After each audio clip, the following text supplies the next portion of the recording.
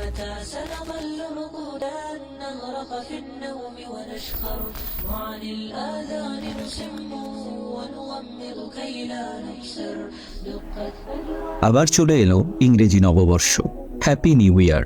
Happy new year শুনেই বন্ধুদের সাথে সারা রাত ঘোরাফেরা, আউলা ঝাউলা গান ছেড়ে উত্তম নাচানাচি, খাওয়া দাওয়া, পাগলা পানি, আতশবাজি, ফানুস, ট্যুর, গার্লফ্রেন্ড বয়ফ্রেন্ডের বিশেষ আবদার পূরণ, এগুলোর কথা মাথায় ঘুরছে আমাদের, তাই না? এছাড়া মৌজ মাস্তি আর রঙিন আতশবাজিতে মুখর এক আকাশের দৃশ্য ভাসছে আমাদের চোখের সামনে। আসুন এই আকাশের বাইরে অন্য এক আকাশের ঝলকানি দেখি। 4 বছরের ছোট্ট তানজিম। সেদিন রাতেও তানজিম মনের আনন্দে খেলছিল। রাত তখন প্রায় 11:15। হঠাৎ শহর জুড়ে শুরু হলো আতশবাজি আর পটকার বিকট শব্দ।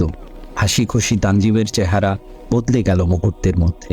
প্রতিটা বিকট আওয়াজে প্রচণ্ডভাবে কেঁপে কেঁপে উঠছিল ওর দেহ। কাঁদতে কাঁদতে গলা শুকিয়ে গেল ওর। আতঙ্কে চোখগুলো যেন বেরিয়ে আসছিল গর্ত থেকে। শ্বাসকষ্ট শুরু হলো। কোনো মতে রাতটা কাটিয়ে ভোরে ভোরেই তাকে হাসপাতালে নেওয়া হয়। বিকেলে ডাক্তার বললেন, হার্ট ফেল করে ছোট্ট তানজিম ওমায়ের আল্লাহর কাছে চলে গিয়েছে। শুধু তানজিম নয়, এমন সংবাদ অনেক শোনা যায়। নববর্ষের আতশবাজি ও ফানুসের আগুনে রোমে পুড়ে মরল শত শত পাখি। ইউরোপে শিশুসহ 3 জনের মৃত্যু, আহত শত শত।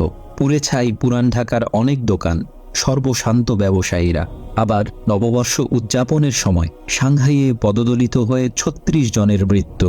মিলানে অসংখ্য নারী ধর্ষণ ও যৌন নির্যাতনের শিকার হয়েছে। অসংখ্য ডাকাতি।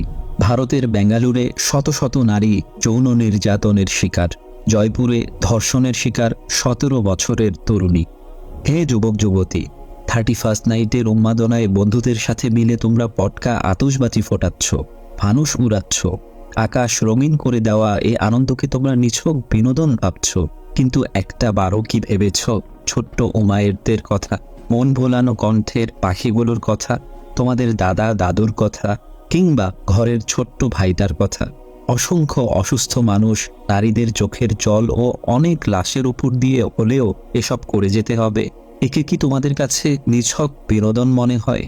31st নাইট আতশবাজির মতো সংস্কৃতি যারা চুপি চুপি এসে আমাদের দিয়ে গেল, চোখ বন্ধ করে যে পশ্চিমাদের মতো হয়ে উঠতে চাইছি আমরা, তোমরা কি জানো না তারা কি করেছে আমাদের সাথে? আমরাই ছিলাম বিশ্বের মধ্যে সবচেয়ে ধনী দেশ। আমরাই ছিলাম অভিজাত। ঢাকা ছিল রূপকথার রাজকীয় এক নগরী।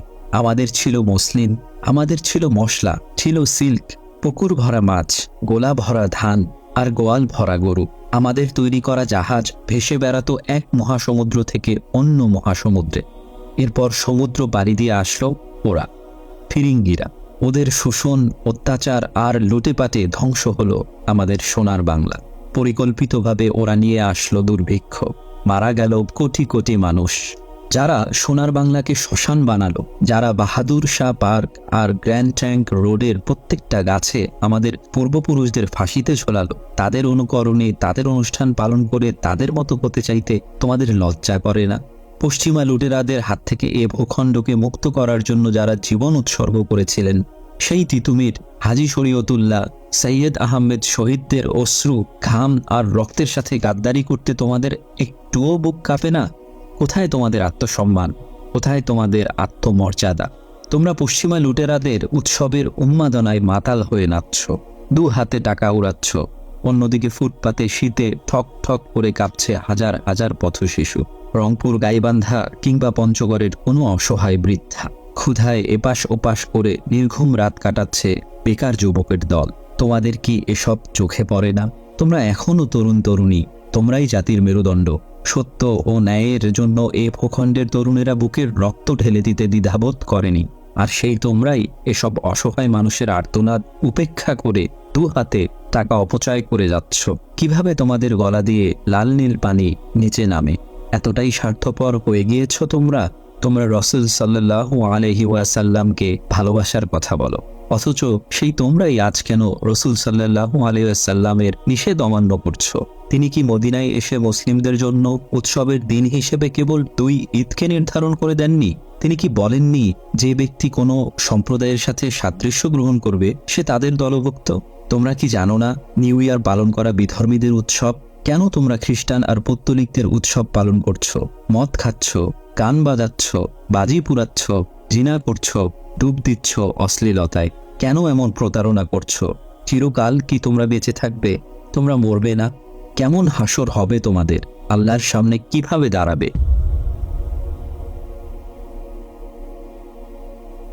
আল্লাহ তাআলা ও তার রসুল সাল্লাল্লাহু আলাইহি ওয়াসাল্লাম আমাদের নিষেধ করেছেন বিধর্মীদের অনুকরণ করতে, নববর্ষ পালন করতে। অন্যদিকে সেলিব্রিটি আর মিডিয়া নববর্ষ উদযাপন করতে উৎসাহ দিচ্ছে। নিজেকে প্রশ্ন করো তো ভাই, প্রশ্ন করো তো বোন, তোমরা কার কথা শুনছো? কার দাসত্ব করছো? কার সুন্নতের অনুসরণ করছো? তাকে তোমরা খোদা হিসাবে মেনে নিয়েছো। হ্যাপি নিউ ইয়ার না বললে তোমাদের নতুন বছর বন্ধ যাবে এমন না, তাহলে পাশ্চাত্যে এত অশান্তি থাকতো না। ভালো রাখার মালিক একমাত্র আল্লাহ। আল্লাহর হুকুম ছাড়া কেউ কারো বিন্দুমাত্র ক্ষতি বা উপকার করতে পারে না। আমরা সেই আল্লাহকে অসন্তুষ্ট রেখে কিভাবে ভালো দিন কাটাবো? বাড়ি গাড়ি, টাকা পয়সা, আলোকোজ্জ্বল চাকচিক্যে ভরা জীবন মানেই ভালো থাকা নয়। পশ্চিমাদের এই যোগ ধাঁধানো জীবনের আড়ালে রয়েছে অন্য এক জীবন, রয়েছে হতাশা, অবসাদ, আত্মহত্যা, খুন আর ধর্ষণের বশত। ঘোর লাগা চোখে হয়তো আমরা তা দেখতেই পাই না। এই হ্যাপি নিউ ইয়ার উদযাপন করা পৃথিবীতে হতাশা আর আত্মহত্যার পরিসংখ্যান দেখা যায়। সবচেয়ে হতাশাগ্রস্ত দেশের তালিকায় 1 নম্বরে রয়েছে ইউক্রেন এবং 2 নম্বরে আমেরিকা আর 4 নম্বরে অস্ট্রেলিয়া। এছাড়া আমেরিকায় প্রতি 5 জনে 1 জন আত্মহত্যা করার কথা ভাবছে। অন্যদিকে প্রতি 3 জন কানাডিয়ানের 1 জন ভয়াবহ মানসিক স্বাস্থ্য ঝুঁকির সম্মুখীন হচ্ছে। তাছাড়া আমেরিকা ও কানাডার টিনেজারদের মৃত্যুর 2 নম্বর কারণই হচ্ছে সুইসাইড।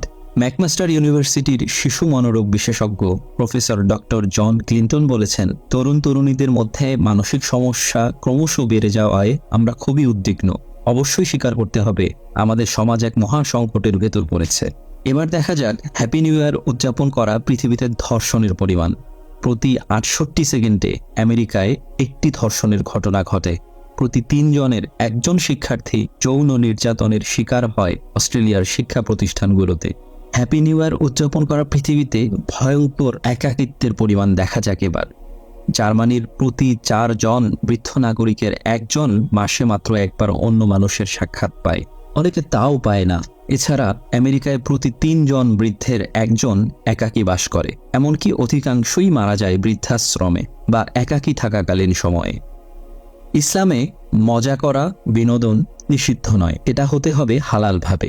আমাদের 2টি ঈদ আছে, আল্লাহ আমাদের ঈদ উদযাপন করতে বলে দিয়েছেন।